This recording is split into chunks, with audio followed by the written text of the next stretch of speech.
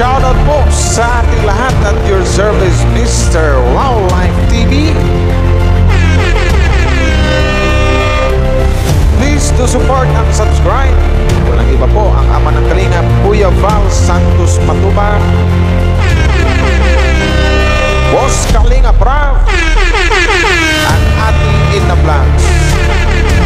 At please do support sa lahat po ng mga Kalingap charity vloggers or Kalingap partners. Once again, at your service, Mr. Wildlife TV, your Mr. Goodbye.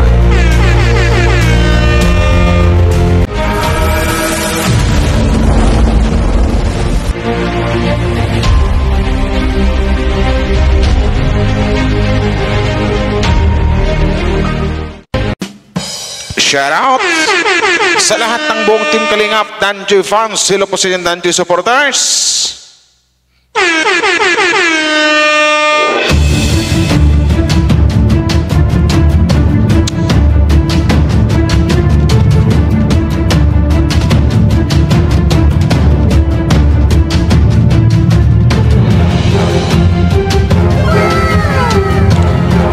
Shoutout sa lahat guys, magandang araw or magandang gabi po sa inyong lahat at your service, Mr. Wildlife TV.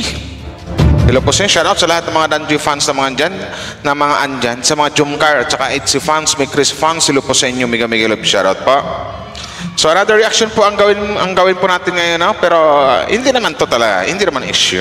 So, mayroon na akong sasagutin na bashers ni Joy na actually, ano na to kumbaga, I think nasa senior na to,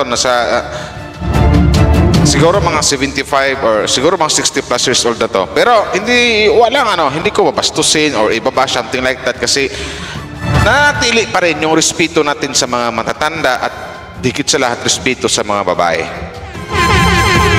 So bago ang lahat guys, maraming salamat sa mga nag-like and share sa video na ito na nagagawin ko sa pag-defeat natin dito sa isang Joy Diwata. Pero alam niyo naman yan na hindi ako araw-araw na content ng bashers. Paminsan-minsan lang para hindi masyadong toxic yung dating.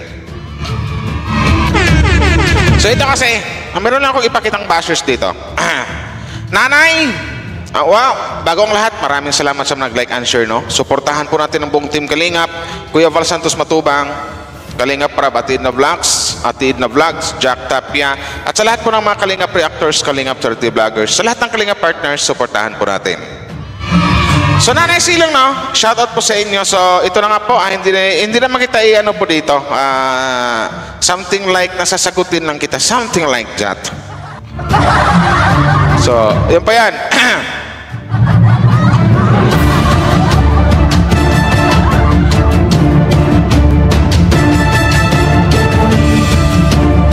May edad ka na pala, Nay, no? So, sorry, Nay, na. Pero ito na, hindi na makita babastusin, Nay. Kasi magpakita lang ko ng ebidensya na legit na talagang may nang babash ka kay Joy Diwata at saka yung comment mo.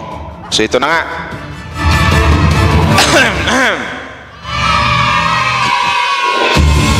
Kasi dito Nay, napaka Nay, so something like na masakit to para kay Joy Nay pag ito makita ni Joy or something like mabasa ni Joy yung comment mo, Nanay Rosita Silong. Shout out sa Nanay Rosita Silong, magandang gabi po sa inyo. Nay, i-correct lang kita, no, or something like na ano bang matawag dito? Disiplinahin kita para naman ang sagwa pakinggan kasi may edad ka na. Ako mag 29 years old pa lang. Kasi Nay, kung kailan po tayo tumanda na wag sanang dumating na mabash ka ng ibang mga Danjoy diehard fans. Mahirap na Nay, di ba? Kasi pangit po tingnan na parang baka magkaroon pa ng walang galang sa'yo o maraming sasabihin sa'yo kasi nang dahil na rin sa pangit mong komento. Kasi ang sabi mo dito, Nanay Rosita Silong, nako Joy, matagal ka sa Kalingap, gilagid mo lang ang nakita ko. So yun naman, Nanay, kung for example lang, Nanay, na mayroon ding magsabi sa'yo ng ganyan, Nanay, ano kayang mararamdaman mo? Matutuwa ka ba? Masasaktan ka ba? Sasaya ka ba? Magagala ka ba? So malamang, Nanay, hindi Rosita Silong. So Nanay, masasabi ko lang sa nanay, no? Social media kasi to nanay, sokmit to nanay. Kung ano nang ginawa mo kay Joy, yun din ang gawin ko sa'yo. Nagsalita ka ng masama kay Joy, pagsalitaan din kita ng hindi masama. Pangangaralan lang kita. Nanay, alam mo naman siguro nanay kung ano yung tama at kung ano yung mali. Kung ano yung wrong, kung ano yung right.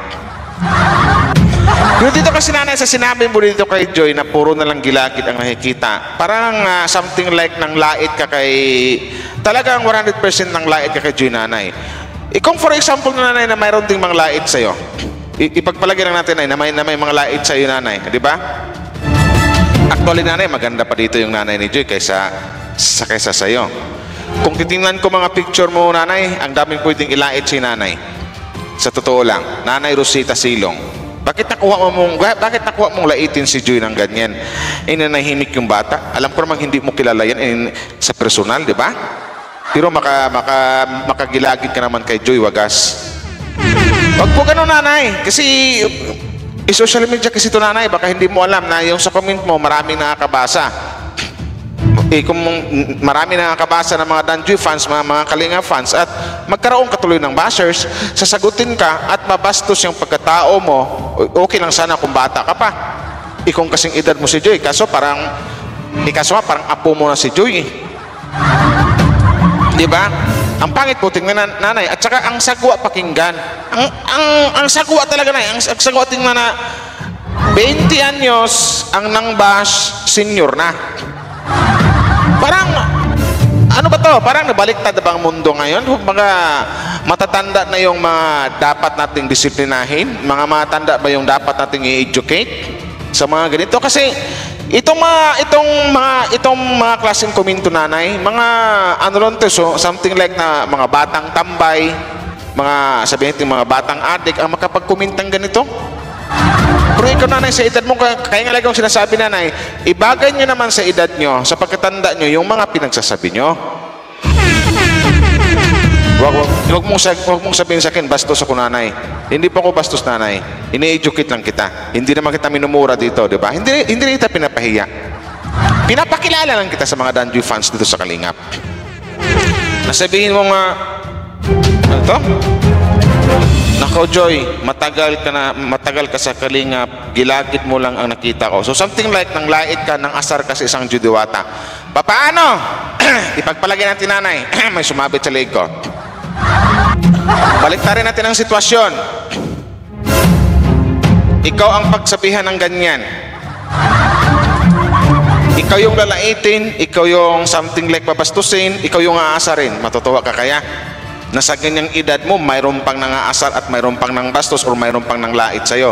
Malamang nanay, hindi mo magustuhan, masasaktan ka at baka iiyak ka pa, di ba?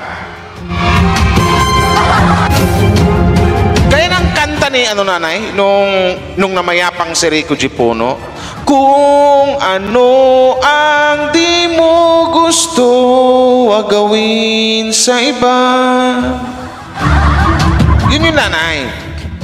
Huwag mong gawin sa ibang tao yung mga bagay-bagay na ayaw gawin sa iyo. Nang lait ka kay Joy, nang asar ka kay Joy, paano pagdarating yung panahon na ikaw yung lalaitin at ikaw yung aasarin? Matatanggap mo kaya? Baka sabihin mo, sa tanda ko na ito, mayroon pang nang lait sa akin. Hindi man lang ako ginalang. May edad na ako pero mayroon pang nang asar sa akin, mayroon pang nang lait, binubuli pa ako. Di ba?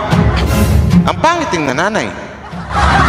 Kasalanan mo din yun kung sakaling mangyari man yun. Kasi ikaw na nga mismong may edad na, ikaw pa yung nangungunang mangante o kinakante mo to si Joy or something like binubuli mo, inaasar mo, nilalait mo. Kasi kung usapang physical nanay sa ganda, ang layo mo kay Joy nanay. Kumbaga sa nanay, ito wag kang masaktan, sasabihin ko nanay Rosita, no? Something like na ikong sa bulaklak pa nanay, kakasibol pa ng isang Joy. Mabango, fresh na fresh. Ikong sa sunflower pa, kakabukad ng nanay. nakakasisilang na nanay. Pero ikaw nanay, kung sa sunflower pa, wala na nanay. Lustine na, wala na. Laylay na. Maitim na, nakayuko na. So, pero bakit kayo pa bakit nakuha nyo pang manglait? Or something like, pwedeng sabihin ito, mambuli. Or something like sabihin natin ng asar dito kay Joy Diwata. Hindi ba kayo nahiya nanay na magsabi ng ganyan kay Joy? Bata pa, maganda, makinis. Ito yung mahirap eh. Yung tipong sabihin ng nanay na may nag-aaway na basher versus binash. Ganun nanay. Ang binash mo, napakagandang bata. Bata, makinis, sariwa. Samantala yung nang bash, nakayuko na. Bako na spinal cord. Sa madaling salita, matanda na. So bakit nakuha nyo pang gumawa ng ganyan? Dapat sa mga ganyang edad nanay, dapat araw-araw na lang gawin yung masaya ang buhay nyo. Dapat gawin nyo na lang, magturo kayo ng mga magagandang asal sa mga bata. Ituro nyo kung ano yung tama at kung ano yung mali. Hindi yung mag-comment ka ng ganito na ang tagal mo na sa Kalingap Joy, gilagid mo lang ang nakita ko. Diba? Mga ganyang komento na yan yung mga yan yung mga komentang mga 16 anyos, 15 anyos, 10 taong gulang. Pero ikaw na hindi na po nababagay sa'yo.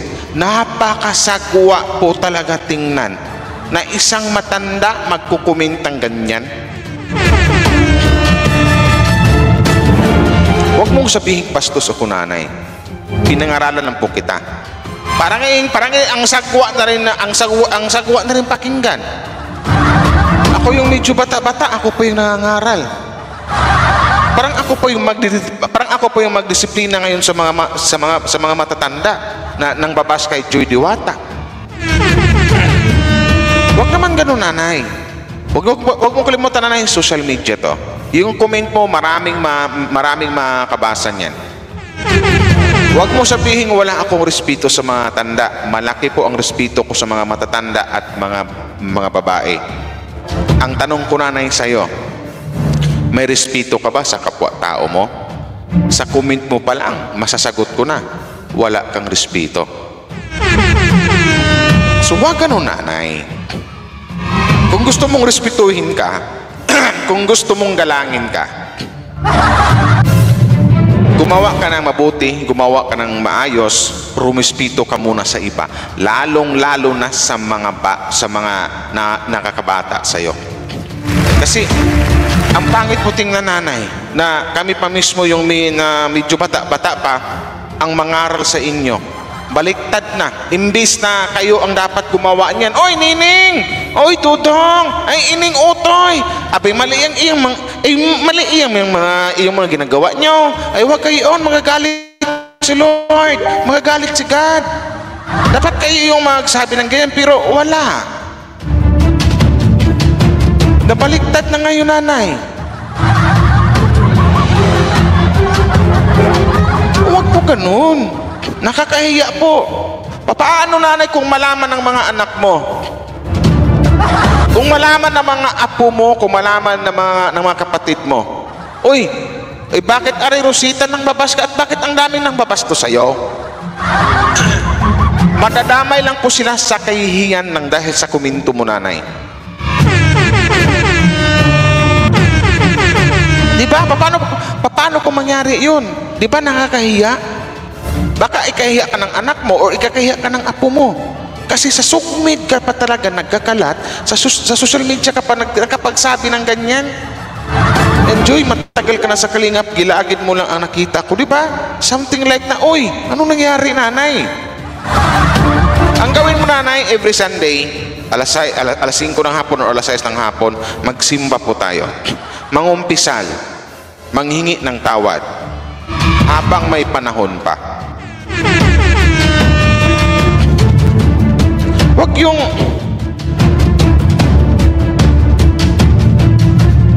nanay. Ayaw ko lang magsalita, ayaw ko ng anuhin nanay. Basta nanay, no? Please, magbago ka na. Huwag mong gawin sa ibang tao yung mga bagay-bagay na ayaw namang gawin sa'yo.